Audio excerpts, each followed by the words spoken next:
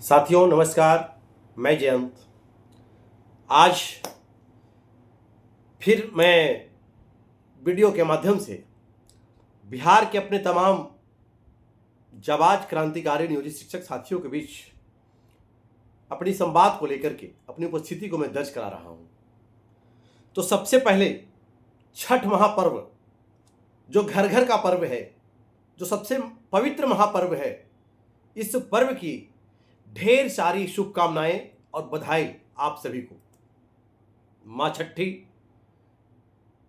आप सभी का कल्याण करें, आपकी सारी इच्छाएं पूरी करें, यही हमारी कामना है।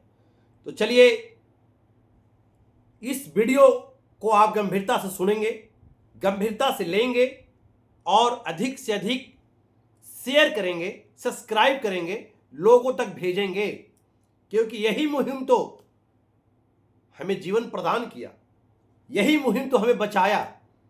एक दूसरे से विचार को आदान प्रदान करने का जो हम लोगों ने तरीका अपनाया सोशल मीडिया के माध्यम से, यही तरीका आज नियोजित शिक्षक के अस्तित्व को पूरे बिहार में जिंदा रखने का काम किया। तो चलिए आगे हम विस्तार से बात करते हैं। आज हम लोग कुछ पॉइंट पर बात करेंगे।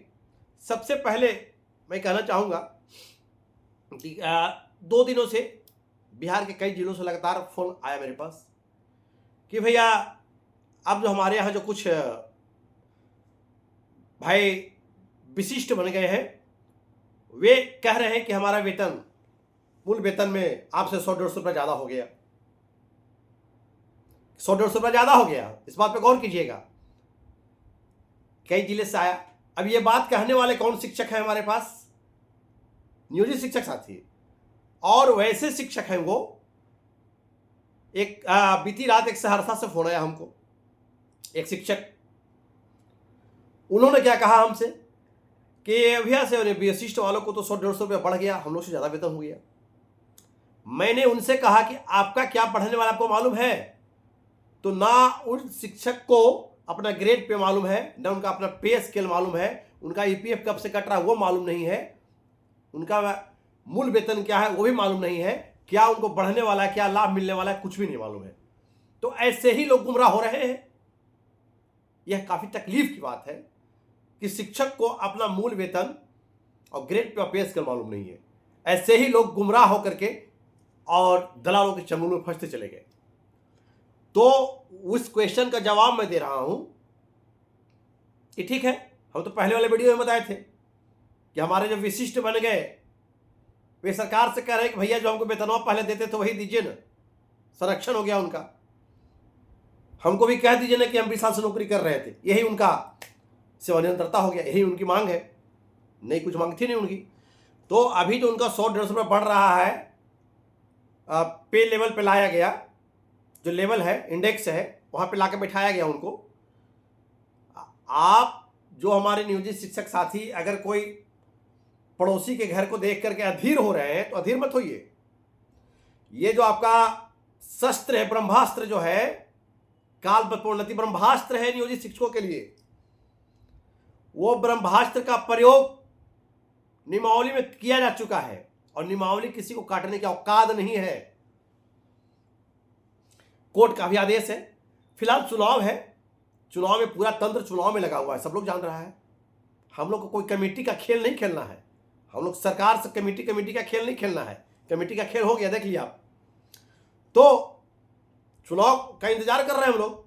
इसके बाद पूरे बिहार में एक डेट में पत्र निकलेगा कालबद्ध प्रोन्नति का। कुछ लोगों ने कहा कि भैया पहले स्नातक प्रोन्नति करवा दीजिए। हमने कहा जी नहीं, पहले कालबद्ध प्रोन्नति होगा और इससे पहले जितने हमारे खाटी नियोजित शिक्षक पूरे बिहार में बचे हुए हैं, हम लोग एक साथ पटना बैठने की तैयारी कर रहे हैं। चुनाव बाद, सरकार के गठन के बाद, और चाहे जो शिक्षा मंत्री बने, जो सरकार में आए, उनसे मिल करके, और सबसे पहला काम नियोजित शिक्षक का होगा कि एक साथ पूरे बिहार के 3800 जिलों में 534 प्रखंड में सबसे पहले 12 वर्षीय कालबद्ध प्रोन्नति होगा। जो 12 वर्ष को घटा करके एमएससीपी को 10 वर्ष कर दिया गया है, हम 10 वर्ष की प्रयास करेंगे हम लोग और पत्र निकलवाएंगे और होगा। अगर उसमें सरकार कोताही बरतती है तो सीधा प्रत्येक जिलों से हम लोग जिला पीले प्रतिकार जाएंगे और मामला को कोर्ट लेके जाएंगे, लेकिन ऐसा नौबत आएगा नहीं। तो निश्चिंत रहिए। अब आज जो कह रहे हैं कि उसका 100-150 रुपया बढ़ गया, उनको तो लाके इंडेक्स पर बैठा दिया गया, लेकिन आपको जैसे ही कालवत प्रोन्नति होगा तो कालवत प्रोन्नति के साथ ही अचानक आपका मूल वेतन जो है आज 31 कुछ होगा, वो सीधा लगभग 35 हो जाएगा। तो फिर आप खुश होंगे ना। तो निश्चिंत रहिए। इसके बाद स्नातक ग्रेड का प्रोन्नति भी आप लोग जान ही रहे हैं कि जितने भी स्नातक शिक्षक हमारे हैं जो बेसिक ग्रेड में बहाल हुए हैं, वो सबको मिलने की तैयारी है। इसके बाद फुल फ्लेज हेड मास्टर हम लोग बनने जा रहे हैं। इसमें कहीं कोई दिक्कत नहीं, नियमावली भी लिखा हुआ है। मैं नहीं बोल रहा हूं, मैं दलाल नहीं हूं, मैं चंदा चोर नहीं हूं। मुझे आपकी सहानुभूति नहीं लेनी है, मैं हकीकत बता रहा हूं। इसीलिए प्राइमरी विद्यालय में भेज दिया गया प्रधान शिक्षक, हाई स्कूल में भेज दिया गया HT, और मिडिल स्कूल में प्रधानाध्यापक की बहाली सरकार नहीं कर सकती है, क्योंकि वह जो प्रधानाध्यापक का जो सिंहासन है वह नियोजित शिक्षकों के लिए सज धज करके तैयार है, और हम लोग उस सिंहासन का स्वभाव बढ़ाएंगे। पूरे बिहार के मध्य विद्यालयों में नियोजित शिक्षक प्रमोशन से प्रधानाध्यापक बनेंगे। नियमावली में है, बोल रही है ना, हमको भीख नहीं मांगना है, याचना नहीं करना है। तो फिर क्यों भैया उसको ऐसे हो गया, भैया उसको ऐसे बढ़ गया? अरे क्या बढ़ा, उसको पे इंडेक्स पर लाके बैठा दिया गया, बाबू वो बैठ जा तुम। अब देखिए ना आगे आगे क्या मजा आने वाला है। इसलिए किसी कवि का एक पंक्ति है कि कारज धीरे होत है काहे होत अधीर, समय पाए तरवर फुले फले केतक सींचो नीर। तो धीरे कार्य हो रहा है लेकिन अच्छा हो रहा है आपका, आप निश्चिंत रहें। कुछ लोग कहते हैं कि उन लोग ज्यादा समूह में हो गया है, जहां मिलता है ना खेल के मैदानों में मिल जाएगा, बाजारों में मिल जाएगा, तो समझाने लगेगा। अरे क्यों आपको समझा रहा है विशिष्ट? आपको अगर उसको अच्छा हो गया होता सब कुछ, वो अच्छी जगह बैठ जाता, तो आपको समझाता नहीं, आपको कहता कि तो आप यहां मत आइए। वो तो समझा रहा है कि हम तो बर्बाद हो गए, तुम भी आना जाओ भाई जल्दी से, इसमें ये हंसने वाला कोई नहीं बचे। तो निश्चिंत रहिए, हम लोग ओल्ड पेंशन के हकदार हम ही लोग हैं। चाहे जिस दिन ओल्ड पेंशन लागू हो जाए, चाहे बुढ़ापा में क्यों नहीं लागू हो, लेकिन अगर ओल्ड पेंशन मिलेगा तो नियोजित शिक्षक को ही मिलेगा। क्योंकि अब बिहार में नियोजित शिक्षक के अलावा कोई ग्रेड पे पे स्केल वाले शिक्षक नहीं है। ये सब बात को समझिए ना आप लोग। तो जो उन लोग बोलेगा 10 को चोर अगर मिल करके वो कहेंगे कोई बात ये सही है, तो सही हो जाएगा क्या? इसलिए एकदम निश्चिंत रहें, ऐसा कहीं कुछ नहीं है। आप लोग क्यों तनाव में आ रहे हैं भाई? क्यों हमको समझा रहा है? आप उसको डांटिए। आप बिहार के तमाम नियोजित शिक्षक साथी अब कहीं गुमराह होने की आवश्यकता नहीं है।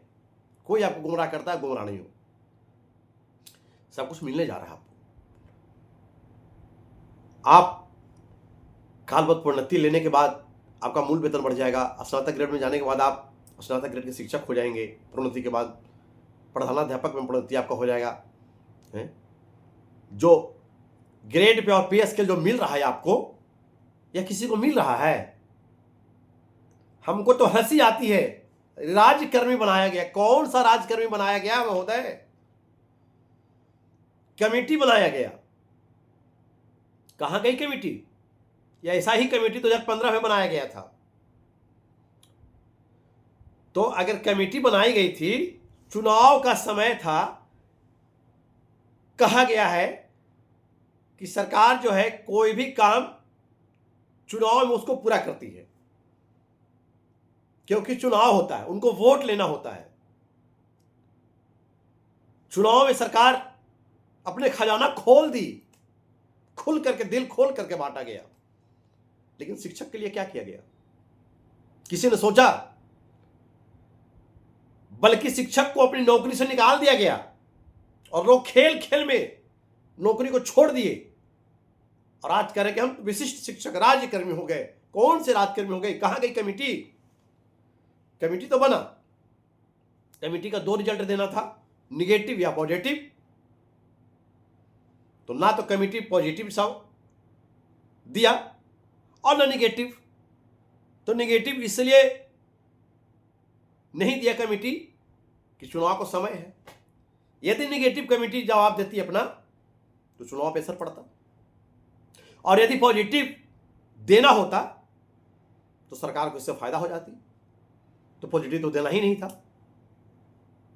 अरे छोटी सी बात है, सरकार का सारा तंत्र है महोदय। आपको सरकार को मालूम है कि 6 तारीख को संध्या 4 बजे से आचार संहिता लागू होने वाला है, तो फिर 10 तारीख को बैठक कैसे रख दिया आप कमेटी का? फिर कमेटी के कहते हैं कि बैठक हुआ, अच्छी बात हुई, आचार संहिता अभी नहीं बोलेंगे। यह बात हजम होने लायक है? जरा इससे सोचिए, इससे।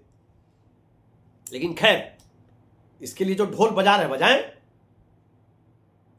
हमें नगाड़ा और ढोल पीटने की आवश्यकता नहीं है। तो आप बिहार के तमाम, हाँ, मैं उनको ही बताना चाहूंगा, बिहार के तमाम अध्यापक जो बीपीएससी से बहाल होकर के आए हैं, हमारे छोटे भाई छोटी बहन के रूप में जो आए हैं, उनकी नौकरी नहीं है।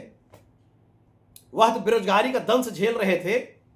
उन्होंने सोचा कि चलो शिक्षक की नौकरी कर लेते हैं, लेकिन जिस महाजाल में उनको ला करके अटका दिया गया कि ना ग्रेड पे ना पे स्केल, उनसे हमारी ममता है, उनसे हमारा लगाव है। मैं तमाम अध्यापक भाई एवं बहनों से भी कहना चाहूंगा कि आप भी मजबूती से लड़ने का इरादा बनाइए। जैसे ही समय आएगा कोशिश करेंगे कि हम लोग एक साथ बैठ जाएंगे, क्योंकि आपको भी ग्रेड पे और पे स्केल चाहिए। और एक छोटी सी बात है, मतलब युवा पीढ़ी जब बढ़ गया, युवा पीढ़ी जब फास्ट में चलने लगा, इसका मतलब क्या? हम पिता को अरे बाप कहना शुरू कर देंगे क्या? कि पिता को पिताजी ही बोलेंगे? तो सरकारी नौकरी का तुलना कीजिए महोदय, राष्ट्र निर्माता है, शिक्षक हैं आप। आप जब भी झूठ का पुलिंदा बांट रहे हैं, शिक्षक कुछ लोग नेताजी बन करके, तो कब तक? अरे सरकारी कर्मचारी तो वही होता है जिसको ग्रेड पे पे स्केल होता है। इंडेक्स का जो नाच नचाया जा रहा है, इंडेक्स पे जो नाच रहे हैं, जो वह आपको कहां लेके जा रहा है, किस ओर लेके जा रहा है, सोचो साथियों, सोचो। एक मामूली परिचारी की जो नौकरी होती है, रात्रि प्रहरी का जो मामूली नौकरी होता है, जो 8वां पास और अनपढ़ को भी नौकरी दिया जाता था, आज एक मामूली सफाई कर्मी भी जो होता है, उसको भी पता कर लीजिएगा कि ग्रेड पर पे स्केल है कि नहीं। सपना दिखाया जा रहा है कि एनपीएस एनपीएस, ये सवाल हमको 2-3 दिन के अंदर झेलना पड़ रहा है, तो मैं फिर से बोल रहा हूं, एनपीएस क्या है? एनपीएस तो जो चाहे वो खुलवा लेगा।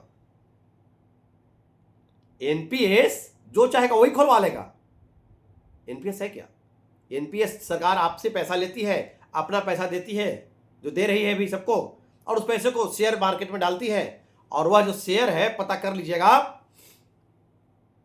जनरल शेयर जो होता है, जो आप और हम खरीदते हैं, वो शेयर यदि दिन भर में 10 किलोमीटर की दूरी तय कर रहा है, तो जो सरकार जो एनपीएस में जो शेयर मार्केट में डालती है, वह शेयर 2 साल में 2 किलोमीटर चलता है। बस एक उदाहरण है ये, छोटी सी। तो क्या आपका पैसा ज्यादा कट रहा है तो ज्यादा मिलेगा? हमारा नियोजित कम कट रहा है, कम मिलेगा? वर्तमान में भी हमको पैसा की आवश्यकता है, कैश इन हैंड के। अभी तो हमको मिल रहा है ना 52,000, 53,000, 51,000। आपको ज्यादा कटवा रहा है, आपको 30, 35, 36,000 मिल रहा है, 40,000 मिल रहा है, बाद में आप जमा कीजिएगा, मिलेगा। ये सब तरह तरह की बात बोल के गुमराह करना, और जो नियोजित शिक्षक साथी कह रहे हैं कि एनपीएस है, एनपीएस कुछ नहीं है। ओल्ड पेंशन भी सरकार को देना पड़ेगा, छोड़ेंगे नहीं हम लोग, चाहे जिसकी भी सरकार रहे। इस लड़ाई में हम तमाम अध्यापक साथियों से भी सहभागिता लेने की आग्रह करेंगे कि आप भी समय पड़ने पर सहयोग देने के लिए तैयार रहें, क्योंकि पेंशन ही बुढ़ापे का एक सहारा है। कहां जाएंगे रिटायर करने के बाद? आज ना जवानी है, आज ना 23 साल 24 साल 18 साल में आप नौकरी में आ गए हैं, 20 साल में, कहां जाएंगे? रिटायर करने के बाद जब शरीर का एक एक अंग काम करना बंद कर देगा, शरीर में शक्ति नहीं रहेगी, और रिटायर करने के बाद जब घर में आ जाएंगे तो आपके वही बेटे और बहू और वही पत्नी आपसे पैसे की फरमाइश करेगी। ना आपके बुढ़ापे में दवा का पैसा होगा, ना कपड़े के लिए पैसा होगा, ना आपको खाने के लिए पैसा होगा। उस समय आपके पास सुसाइड करने के अलावा कोई रास्ता नहीं बचेगा। तो पुरानी पेंशन का हकदार हम हैं, क्योंकि हम लोग राजकर्मी हैं। कौन कहता कि नियोजित शिक्षक राजकर्मी नहीं है? पंचायती राज का स्थापना किसने किया? पंचायती राज का में जो पैसा भुगतान और शिक्षक का पैसा कौन दे रहा है? जिस दिन ये अंजनी कुमार जी जो पत्र निकाले कि कोई अब नियोजित शिक्षक नहीं है, सभी नियमित सहायक शिक्षक है, या क्या अंजनी कुमार जी कम काबिल थे का जो एससीएस थे पूरे बिहार के? तो आज लुटो क्या क्या ड्रामा किया जा रहा है। इसलिए तमाम नियोजित शिक्षक साथी बिल्कुल निश्चिंत रहें। जो भी बचे हुए पूरे बिहार के, चाहे प्राथमिक स्तर के हो, चाहे माध्यमिक स्तर के हो, जिस स्तर के नियोजित शिक्षक साथी हो, आप बिल्कुल निश्चिंत रहें। हम लोग का नियमावली जो है एकदम ब्रह्मास्त्र है। सरकार को सब कुछ देना पड़ेगा, सरकार देने को तैयार है। बस लगे हुए हम लोग। अब चुनाव से ज्यादा हम लोग बर्दाश्त नहीं करने जा रहे हैं, बस चुनाव भर। और चुनाव के बाद क्या क्या गुल खिलेगा बिहार में, क्या क्या होगा शिक्षकों के साथ, सब कुछ सामने आने जा रहा है। इसलिए आप बिहार के तमाम नियोजित शिक्षक साथी, आप किसी दलालों की बात में नहीं आए, आप अधीर नहीं हो, आप निश्चिंत हो। आपको अभी छुट्टी है, आप बैठे और एक एक नियमावली का आकलन करें, तुलना करें। आपसे बेहतर अब बिहार में कोई शिक्षक नहीं बचा है। नियमित शिक्षक जो पहले वाले थे उनको छोड़ करके हम ही शिक्षक हैं। कम से कम यह हमारे ऊपर कलंक नहीं लगेगा कि हम बिना ग्रेड पे, बिना पे स्केल के शिक्षक हैं। सब कुछ है। और बहुत जल्द अब नियोजित शिक्षकों का मूल वेतन जो है लगभग 35 से 36 हजार होने जा रहा है। 35 से 36 हजार नियोजित शिक्षकों का मूल वेतन होने जा रहा है। ये कान खोलकर सुन लीजिए और कोई दलाल के चक्कर में पड़िए। और एक बात मैं अंत में बोलना चाहूंगा कि कल मधुबनी जिला के ये ट्रेजरी अफसर से बात की, वहां से फोन आया। वहां कुछ दलाल शिक्षक नेता वहां के ट्रेजरी अफसर को गुमराह कर दिया कि नहीं, नियोजित के वेतन भुगतान नहीं करना है। मैंने उस ट्रेजरी अफसर से बात किया, बताया उनको कि क्या है 37 जिला में भुगतान हो रहा है और आप क्यों नहीं कर रहे हैं। तो इनका जो स्थापना से पैसा आता है किस विपत्र से आता है, हम तो पूछे उसी से कि आप बताइए क्या स्थापना का अधिपत्र से पैसा मेरा आता है, तो फिर आप क्यों नहीं कर रहे हैं। तो इस तरह से दलाल हर जगह डिस्टर्ब कर रहे हैं। लेकिन मैं खुले शब्दों में बताना चाहूंगा, चेतावनी देना चाहूंगा कि मैं जिस संगठन से बिलोंग करता हूं, बिहार पंचायत तथा प्राथमिक शिक्षक संघ मूल, मैं आज तक बैनर चेंज नहीं किया। 2004, 5, 6 से मेरा इतिहास रहा आज तक। तो जो भी बिहार पंचायत तथा प्राथमिक शिक्षक संघ के जो भी थे सदस्य, अगर वो कहीं परीक्षा देकर के विशिष्ट बन गए हैं, तो परीक्षा देने के बाद विशिष्ट बनते के साथ ही स्वतः उनको बिहार पंचायत तथा प्राथमिक शिक्षक संघ की सदस्यता से भंग कर दिया गया और उनको निष्कासित कर दिया गया है। अब वो जबरदस्ती कोई बोलते रहे कि हम उसके नेता हैं, ऐसा कोई बात नहीं है। इसलिए ये सब जो कहीं गुमराह कोई करता है आपको कि हम नेता हैं, कोई नेता नहीं है। जो शिक्षक हमारे नियोजित जहां बचे हुए हैं, जो खाटी नियोजित बचे हुए हैं, चाहे जिस जिला में बचे हुए हैं, आप ही नेता हैं और आप ही अगवानी कीजिए और लड़ने का काम कीजिए। तो चलिए इन्हीं बातों के साथ अब ज़्यादा हम समय नहीं लेंगे। आप बिल्कुल निश्चित रहिए, फिर हम अगले वीडियो में मिलेंगे आप लोगों से। बिल्कुल निश्चित रहिए, नियोजित शिक्षक जिंदाबाद था, जिंदाबाद है और जिंदाबाद रहेगा। मैं आपसे वादा करता हूं, मैं आपको कभी झूठ लेकर नहीं आपके पास आऊँगा।